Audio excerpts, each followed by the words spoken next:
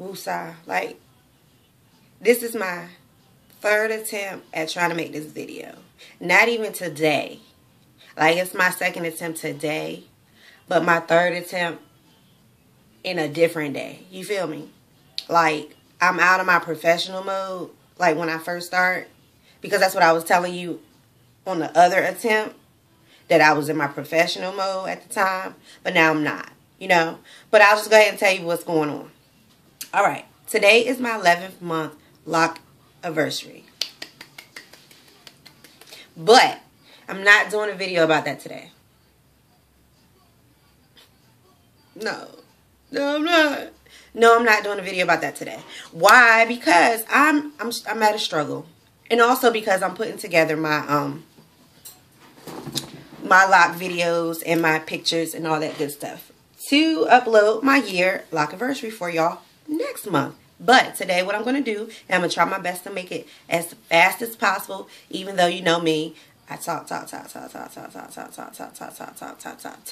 talk your damn head off. But I'm going to do a video today about septum piercing, engaging it. Why am I making this video, you ask? Because I'm struggling with it. Like, I'm struggling with not the piercing in general, just struggling with if I want to keep it or let it go.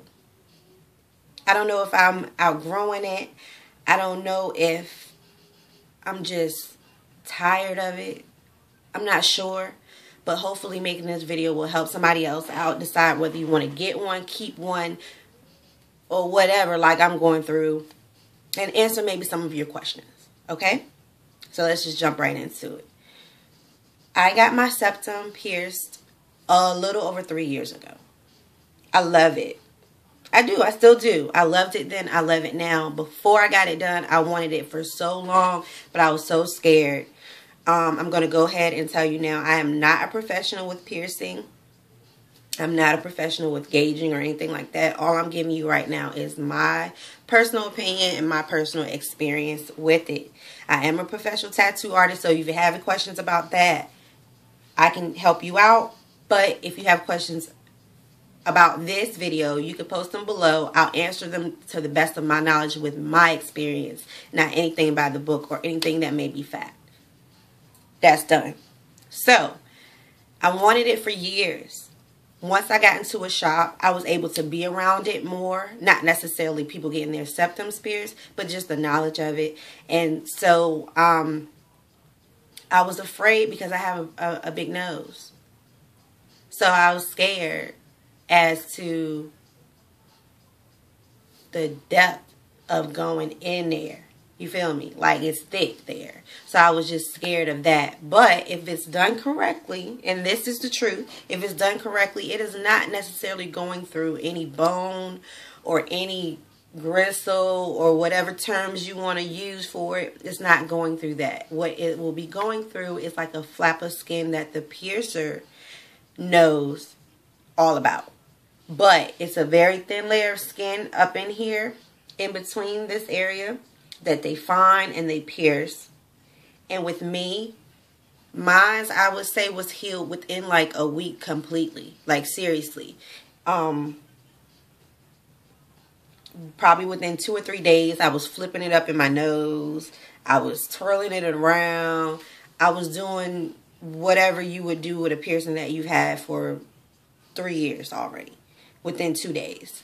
And my only con is if you have allergies, or just in general, not even if you have allergies, but I wouldn't suggest getting it in like an allergy season type of situation. Why? Because the pollen gets up in your nose. I do have allergies, so I was going through it. Like, that was my only thing about it.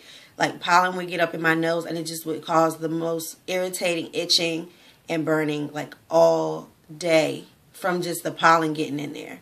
So to fix that, I just flipped it up in my nose and just would cover my nose when I would go out to the car or whatever, because that just blew me. Okay? But I'm going to show you the first gauge that they start with, which is a 16. I hope I don't forget anything because, like I said, this is my third time starting this. But this is the 16. And this is like a horseshoe shape. It's very, very tiny in my opinion. Okay. I'm going to show you later on in this video the size I went up to. I gauged it the first time by myself. I went up a size by myself. Again, I was working in a tattoo shop, and the piercer there had everything that I needed. I used a taper. This taper that I'm showing you is not what I used for that particular up size for the first one. This is a 10 taper. And I'm just showing you this because it does help the process. With tapers, they're blunted at the end. It's just like a needle, except for it's blunted at the tips. This is, again, a 10. This is one that I used when I was gauging my ears at one point. But this was the only one I had to show you what it looks like. I used a taper for a 14 to go up to my next size. So I went from the 16 that I just showed you to a 14. Here's two different ones that I had. The horseshoe shape. And this is, I think you call this like a captive bead. These ones were pretty tough for me to get used to putting in. Like the one I have in now is similar to this. It just doesn't have a ball on it. It goes full circle. I'll show you before the end of this video like a quick way to do this, to put this in. But I went up to this size, 14. So I'll show you the 14 and the 16 side by side. So you kind of see the differences. The one on your right is the 16. One on the left is the 14. And you can kind of see the difference. Okay, that's enough. Now, from there, again, me being me, I can't stay the same for too long. I'm working on it, but I can't do it as of now. That's why I'm making this video now, okay? So I did the 14. I stayed there for about a year. Then I wanted to go bigger, and I did. When I did, though, I went to a shop this time and let them do it because I was scared. This lady shoved the up size in. No taper, no nothing. And I believe she's the cause of why I feel the way I do as far as now wanting to let it go. Because I do want to go bigger, but I believe because the way that she did it and she damaged it, it kind of affected my piercing. Like, it ripped. It did. Like, she did that, and I went a few days. It was excruciating. Like, I didn't want to touch it. I didn't want to move it. I didn't want to clean it because it was ripped. And so I took it out and went back to 14. Then, excuse me, I let a few months go by, and I did it myself with a taper. And it still hurt. And I took it out again. And then I went, I don't know how long after that, but then I went to another shop, told them about the experience. They asked me how long it been. I let them know, and they did it, and they did it slower, and it went in, and it was tight feeling, the same as you feel when you gauge your ears. If you do have gauged ears, you know what I'm talking about. It's like a really, really tight feeling, like it's real snug, and it can barely move after the stretch. That's the feeling I had, but I did not have the uncomfortable ripping feeling that I had prior. So I stuck it out. But then I ended up taking it out again because it's just something might happen, or in my sleep, I think what goes on is I might hit it on my pillow or something in my sleep. And then when I wake up, it's that hurting, like ripped feeling all over again. So I took it out and I went back to my 14. But I really, really want the 12. And I'm going to show you the 12. This is a 12 gauge. And this is the one I want. After this, I don't want to go any higher. And this is also a closing captive bead. And I'm going to show you the difference between the start septum and this one. 16 and a 12. Let's see if I can show it to you without blocking it. Okay. This is the start. And this is what I ended with. And I showed you already what I have. What made me take this one out again this time though, which is a con. I was kissing my boo. I was kissing my boo. I was kissing my boo, y'all. I was kissing him and his lip, I guess we was in it. And his lip hit it because again they go through the skin, but in between the skin there is the gristle area on the bottom here and above it. So imagine, you know, you push your nose, you can feel it. So this thick one was in. This was like last month, not even last month, maybe about 3 weeks ago. This one was in and we were kissing and his lip pushed it up. So I'm going to show you now. Like, you see how me just pushing this? How it's moving my nose up? When he did that with this thick one, it went up like it hurt. And I had that sharp rip feeling again. And I took it out. And I took everything out. I took it out and I didn't put nothing else back in. I let it heal up right. I was, you know, treating it, like putting like, you know, coconut oil on it. Like the inside, you know, because I wanted it to heal correctly. And then went like that for a little while with nothing in it. And then today, again, like I said, I put it in for the video purpose. This is a 14. I covered the pros, really. The pros are, I mean, it's stylish. It looks good on me. I love it. It looks good on just about everybody. I haven't even really seen anybody that I didn't feel like it fit them. You know what I'm saying? It's just a cute piercing. I also had the Monroe piercing. I let that go. It left like a little hole. I let that go because of really not the same reasons, but because that in itself is in the way. Like, it gets caught on your teeth. It's just sitting there. It gets caught on a lot of stuff. Like, it's just extra, really. And it's just too much. And I really didn't want it. That was at a spur of a moment thing. I had it for about a year and I took that out. And I'm good with that. But this, for whatever reason, I can't shake it. I don't know. So, the pros, I tell you, stylish and it's cute.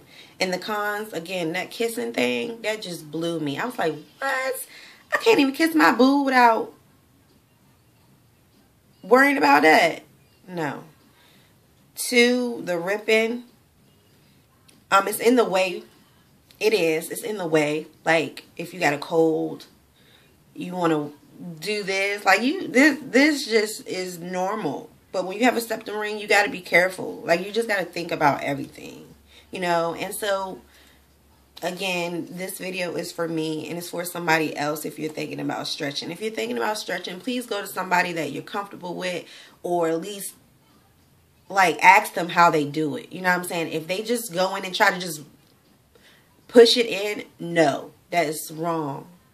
It's wrong. And I don't know. Oh, another thing. My nose, because it's wide, and I love it. The little clickers that I wanted, the clickers don't do right by me because they're too tight. At least the one I got, it was just too snug. I had to take it out like within that day. It was just too tight. A clicker is just the one that goes in and then you click it. This is a clicker. Another thing is, like, I got this online and it faded within, like, it's cute. I'm trying to show you. And it faded within like a week. Not even, like I said, not in my nose because I only wore it once, but just in the box. So I'm over that. I got a brass one, which was really cute. Really cute. But with the brass one, the same thing. Like, it fades and it, you know, get that tarnish thing going on. That's not cute. Other people can't see the things that you notice that bother you about it, but you can, and that's all that matters. It turns like greenish and everything. I had to let that go. But it's cute, but I had to let it go. That's really it, you guys. Like, I like my septum ring. I think I'm getting older. I'll be 30 next year. I think that has something to do with it. All the cons that I told you about, it's just like 3 years of that constant something, always something. I ain't gonna say always something, because the first 2 years I had no issues. Once I went up to that 12 gauge, it went down here from there. Another thing is that I learned that the anatomy of everybody is different. So my nose just might not can take the 12. It just may not work, period, regardless. I do think the first lady that stretched it for me wrong has something to do with it, of course. But from that point on, it ain't been right since. So, I mean, let me know your experiences with it. Let me know if you have any advice as far as gauging up to the next level of 12. Because like I said, that's the last I'm going. Because I barely have room now. Like, I'll have no nostrils if I go past the 12. But, yeah. This is it. Like my page. Subscribe. Comment. I'll put links down to like my Instagram and stuff like that. It's just me. I'm Roxy. Didn't tell y'all that, but yeah, I'm Roxy J. So just I don't know, y'all. I want to keep my nose ring so bad, but it's just like, it ain't that serious. If you are interested in seeing the video, because I'm getting lengthy now, it's like 16 minutes. So if you are interested in seeing how to do the captive bead, putting this in easily without a struggle, let me know down below and I'll make one for you, a quick video to show you how to do it. It's really simple, for real, for real. But see, I don't think piercers really want to, some piercers really,